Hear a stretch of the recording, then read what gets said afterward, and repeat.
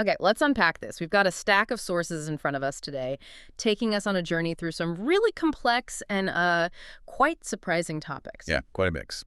We're looking at 6 articles, geopolitics, historical strategy, some fascinating science, and then deep dives into connectivity, law, liability. It's quite a spread. From the Middle East, South Asia, ancient landscapes, legal frameworks. Absolutely. So our mission, as always, is to sort of cut through the noise, pull out the key bits, and give you a shortcut to being informed.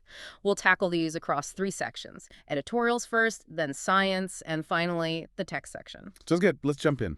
Okay, first editorial.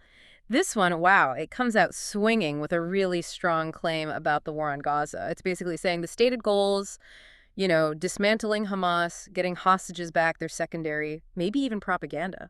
Yeah, the source argues that the real driver is a continuation of a much older, much deeper historical strategy. Going way back. Way back. Yep.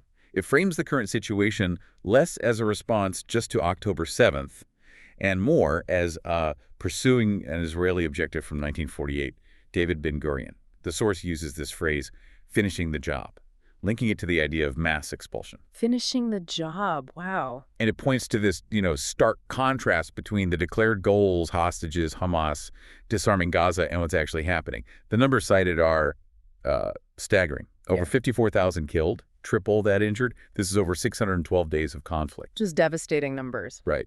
And massive destruction, displacement, and what the source calls a deliberate war of starvation. It argues this scale just goes way beyond military necessity against Hamas. It suggests it's part of a different, long-standing plan. And the source anticipates other explanations, right? Like maybe it's just about Netanyahu trying to stay in power. It does, yeah. But it argues that focusing just on Netanyahu's personal motives kind of obscures something bigger, what it calls a more sinister and enduring reality. And that reality is linked to demography. Exactly. This idea of a demographic threat is really central to the source's argument. It brings up a Palestinian Central Bureau of Statistics report from May 15th, 2025. Okay. And this report apparently notes that for the first time, the Palestinian population in historic Palestine equals the Jewish population, about 7.4 million each. Equal numbers. And from the perspective laid out in this source, this parity is seen as a kind of political and moral problem for those aiming to maintain a specifically Jewish state. It's framed as a constant threat. So the argument is that policies are aimed at changing this balance. That's what the source claims, yeah. So it talks about demographic engineering. It mentions a special interministerial committee set up right after the war started, October 9th, 2023. Just 2 days after. Yes. And the source alleges this committee's specific task was finding ways to facilitate the forced transfer of Palestinians. It mentions discussions about moving Gazans to Sinai or even places like Rwanda or Uganda. Which the source calls thinly veiled plans for forced population transfer. A war crime under international law. The source stresses. It even connects this to that Middle East Riviera idea. The Trump proposal. Yeah, that Trump proposed and Netanyahu seemed open to.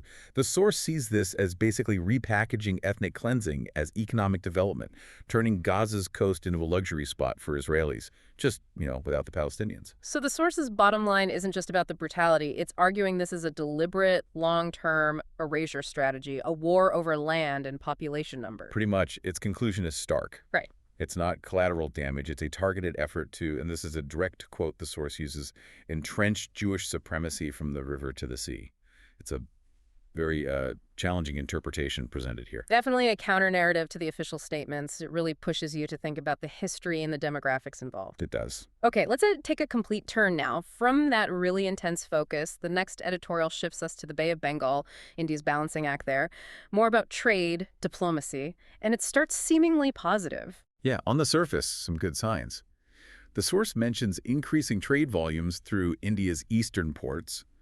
Visakhapatnam, Paradeep, Haldia are growing.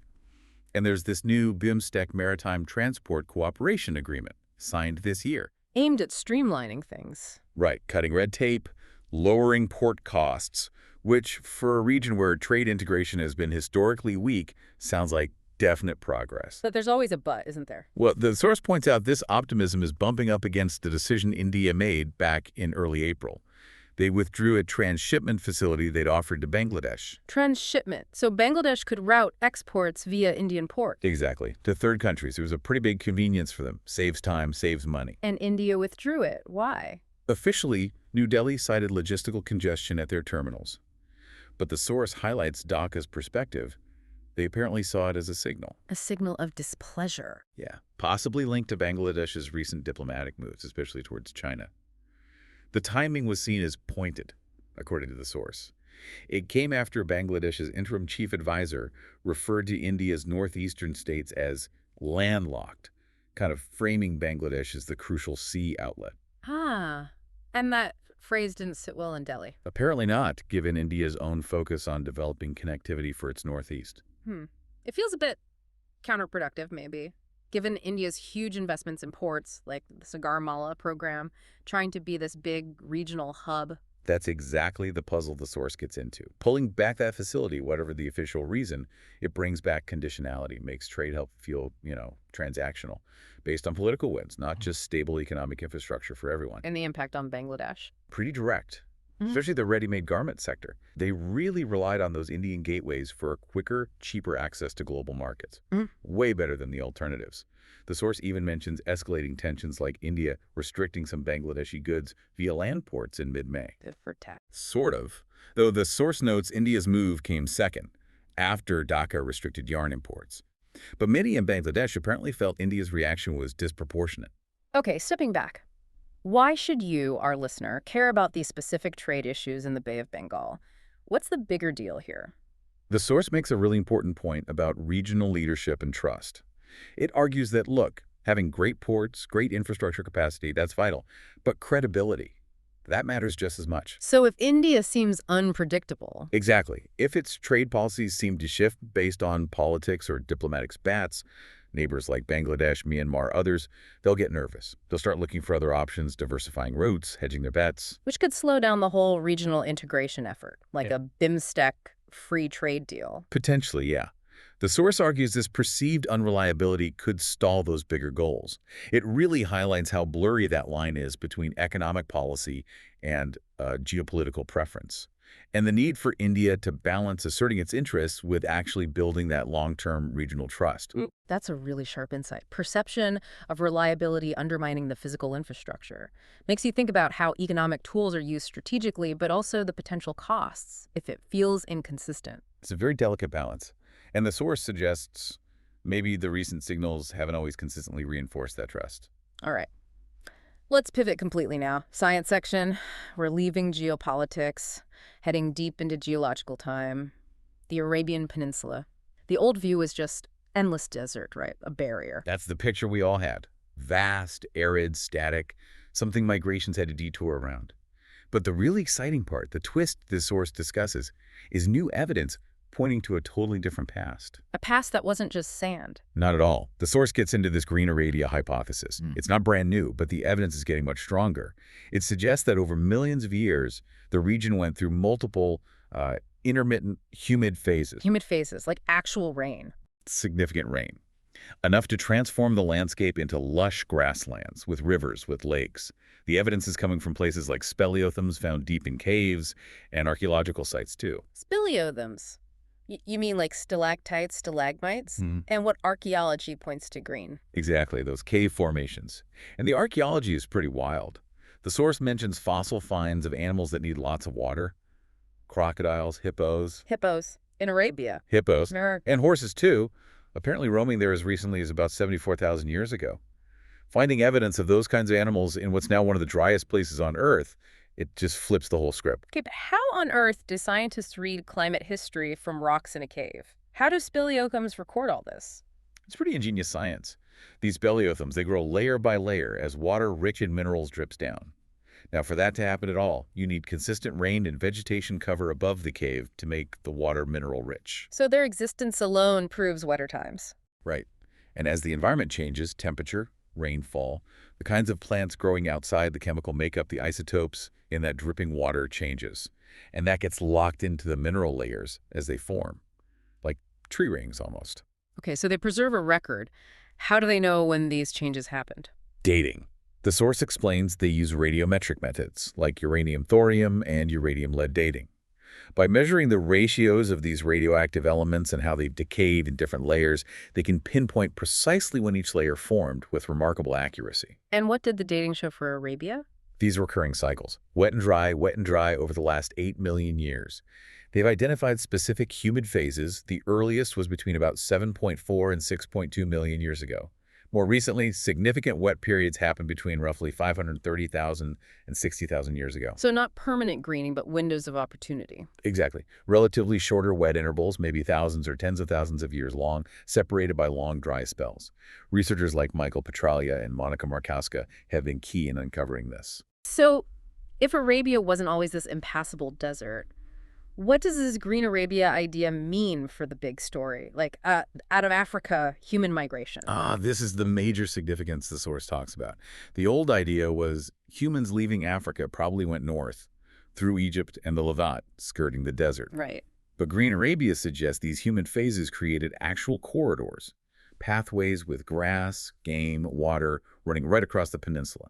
So early humans, and animals too, could have moved directly between Africa and Eurasia through Arabia. So Arabia wasn't a barrier, it was more like a gateway sometimes? Potentially a dynamic hub of continent-scale biogeographic exchange, as the source puts it.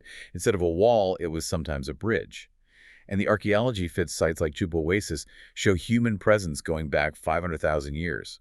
It supports this idea of multiple waves using these green corridors when they opened up. That completely reframes how we picture those early human journeys. And here's where it gets really interesting. The source connects this deep past to today's climate crisis. How can Green Arabia teach us something relevant now? It's a thought-provoking connection they make. Reflecting on how historically human populations did well, expanded, when the climate was wetter, more favorable, and they really struggled during the shifts to drier periods. But we have technology now. Air conditioning. Of course, it's vastly different today.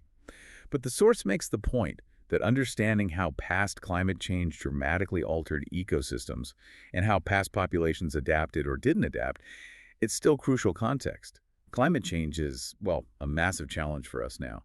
Looking at the deep history of climate shifts and their impacts can offer valuable perspective, even if it's not a direct blueprint. It reinforces that climate isn't static background noise. It's a driver. Always has been. Fascinating stuff. Absolutely. Transforms our view of that whole region's history. Okay, final section, the text section. 3 more pieces. Let's start with connectivity again, but very specific. The Shipki Pass in India. The article's about its reopening. Yeah, Shipki. High up in Himachal Pradesh, 3,930 meters.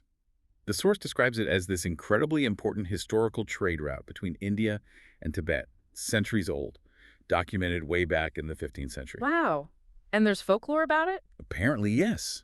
A deep-rooted story about an oath sworn by communities on both sides, invoking symbols like the Kailash Man's Sarovar Lake, a crow, a mountain peak, signifying this enduring connection across the border. So, if it was so vital for so long, why did it close? What happened? Geopolitics, mainly. The source notes it is effectively shut after the 1962 Sino-India War. Then other closures happened after border tensions like Doklam, and most recently with COVID restrictions. Okay. And the current reopening isn't for full trade yet? Not yet, no. The article is clear. It's specifically for domestic tourism right now. And they've simplified access for Indian tourists, no complex permit needed anymore, just an Alahar card. So just for tourism, but it's stirring up a lot of optimism locally, especially in Kinnaur, where those cultural ties with Tibet are so strong. Why the excitement? Well, even if large-scale trade isn't back yet, the potential for connectivity and opportunity is seen as huge. The article highlights a potential game-changer for religious tourism. How so? Reopening Shipki could apparently cut the journey time from Delhi to Mansarovar Lake in Tibet by 14 days. 14 days? That's massive for pilgrims. Huge. So local communities in Kinnaur are hoping for a big boost jobs, better infrastructure for tourists, hospitality growth, and there's maybe a strategic angle too. Like a diplomatic signal. Potentially, yeah. The source suggests seeing it as a kind of soft diplomacy, building trust and connections at the grassroots level, separate from the often tense official relationship between India and China. And those cultural ties you mentioned, the source really emphasizes them. Absolutely. Similar pastoral lifestyles on both sides, shared surnames like Namagal, shared Buddhism in Upper Kinnaur and neighboring Tibet. It's a strong shared spiritual and cultural heritage. The article sort of frames it as a possible case study, diplomacy through development and shared heritage. That's really interesting. Local connections may be paving a way when high-level politics are stuck. It speaks to that enduring human connection, yeah. Okay, shifting gears again. Legal constitutional territory now. Triggered by recent events in the U.S. deployment of military personnel after ICE raids and protests in LA. It raises that fundamental question: when can a U.S. president use the military domestically? Yeah, this hits a core principle in the U.S., keeping military and civilian law enforcement separate. The basic rule is the Posse Comitatus Act from 1878 generally bars the military from civilian policing. Unless there's an exception. Right, the main exception is the Insurrection Act. This gives the president authority to deploy troops domestically under specific conditions like enforcing federal law if states can't, suppressing rebellion, protecting civil rights if states fail to. Sometimes the state have to request it, sometimes the president can act alone. And using the National Guard for this has become more common. The source notes federalizing the Guard for civil unrest has happened more often since the Civil Rights era, starting around 1967. Now, the article points out something specific about President Trump's approach in the LA situation. He didn't seem to explicitly use the Insurrection Act. What was his rationale, and why did California sue? That's where it gets legally murky, according to the source. Instead of clearly invoking the Insurrection Act, maybe to avoid the political fallout or specific requirements, Trump's memo seemed to lean on a different law. Section 12406 of Title 10, U.S. Code. What does that section do? It allows the president to call the National Guard into federal service during times like rebellion. Now, traditionally, presidents used this alongside the Insurrection Act, which provided the clear legal basis for domestic deployment. But Trump seemed to be trying to use Section 12406 almost as a standalone authority, or maybe arguing some inherent presidential power. Creating ambiguity. Exactly, especially because Title 10, while allowing federalization, also says orders shall be issued through the governors, unless the governor is defying federal authority. So this uncertainty about whether the governor's consent was bypassed by not using the Insurrection Act is why California's AG and governor sued. They called the unilateral federalization unlawful. So a challenge to presidential power versus state authority. How does this compare to India's setup? India has a different constitutional framework. Article 355 basically requires the union government to protect states from external aggression and internal disturbance. This gives the center power to deploy the army to aid civil power, even without a state request. It's allowed under the Constitution's union list. So the center has clearer authority. Clearer constitutional basis for deployment, yes. But, and this is crucial, the Supreme Court weighed in significantly in 2016. They ruled that armed forces deployed this way supplement state power. They absolutely do not supplant or replace it. An important distinction. Very important. And the court stressed deployment must be temporary, withdrawn once normalcy returns. The center can't just use ongoing disturbance as an excuse for a prolonged military presence. So in India, clearer central power to deploy, but with judicial limits on the military's role, temporary, supplementary. In the U.S. case, the ambiguity of the legal basis used is the core issue being challenged. Exactly. Different systems grappling with that federal-state balance during unrest. Okay, our final source today. Another legal and economic topic. India's nuclear liability law. Crucial stuff, determining who pays if there is a nuclear incident. The source mentions the international CSC framework and India's own law, the CLNDA, from 2010. Right. And the international standard pretty much set by the CSC is based on channeling liability exclusively to the plant operator. In India, that's usually NPCIL. Usually, yes, the state-owned Nuclear Power Corporation of India. The logic is practical. Simplifies insurance, simplifies legal claims. You only have one entity responsible. It also protects the potentially hundreds of suppliers. Protect suppliers. By shielding them from liability years down the line if something goes wrong. Imagine supplying a valve you don't want to face ruin decades later. The CSC only allows the operator a right of recourse against a supplier in very narrow cases. If it's explicitly in the contract, or if the supplier intended to cause damage, very limited. Okay, operator liable, suppliers mostly safe. That's the international norm. But India's law is different, and that's been a huge sticking point, right? How did India bring suppliers back into the liability picture? This is the key difference. India's CLNDA, specifically Section 17B, went further. The stated reason was learning from tragedies like the Bhopal gas leak, where faulty equipment was a factor. So what does 17B do? It says the operator, after paying compensation, shall have a right of recourse against the supplier if the incident resulted from the supplier's actions or omissions. And crucially, this includes supplying equipment with defects, whether obvious, patent, or hiddenly, or providing substandard services. This is much, much broader than the international standard. And this is why suppliers, foreign and domestic, have been so wary, why big projects like Jaipur with France's EDF are stalled. Absolutely. The number one fear for suppliers is potentially facing unlimited liability long after their job is done. And it's not just Section 17B. The source also flags Section 46 as a major worry. Section 46, what does that add? Well, 17B creates recourse under the CLNDA. Section 46 says the CLNDA doesn't override other existing laws. Now, this might have been intended to allow for things like criminal cases, but legal experts worry it could let people file civil damage claims outside the CLNDA framework, maybe under general tort law. Against suppliers. Against operators and potentially suppliers, too. Now, the operator's liability under the CLNDA is capped, but Section 46 could potentially remove that cap for suppliers if they're sued under other laws. That means the risk of massive uncapped damages. Oof. That really clarifies the risk. Huge uncertainty. Immense legal and financial uncertainty, exactly. The source mentions stalled projects Jaipur, Kovada with the U.S. Only Russia's project at Kudankulam, which predates the law mostly, is operational with foreign help. The government argues the law is fine, 17B is permissive, but experts see that risk from Section 46 remaining. And there was a recent report suggesting India might ease these rules. Yeah, a Reuters report mentioned India might be looking at easing the rules precisely to attract foreign investment. It shows this legal detail is still a major roadblock for India's nuclear ambitions. A clear example where a national law, maybe with good intentions, clashes with international norms and creates big practical hurdles. Indeed, the devil really is in those legal details. Well, that was quite the deep dive today. Covered a huge range from, historical drivers of conflict, regional power plays, surprising science about ancient climates, to the nitty-gritty of legal frameworks on state power and liability.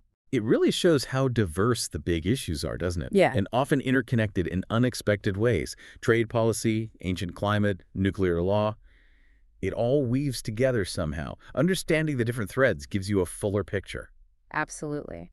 And thinking about it all, from those long-term historical strategies playing out now, to the subtle signals in trade policy, to the specific wording in laws, it makes you think about consequences, doesn't it? How decisions made today based on history or politics or legal drafting, how they ripple out over time, shaping trust, shaping projects, even echoing patterns from our deep, deep past, really leaves you wondering about those long-term ripple effects. A lot to chew on there. Thank you for listening. If today's episode gave you something useful, consider following us on Spotify so you're the first to hear the next one.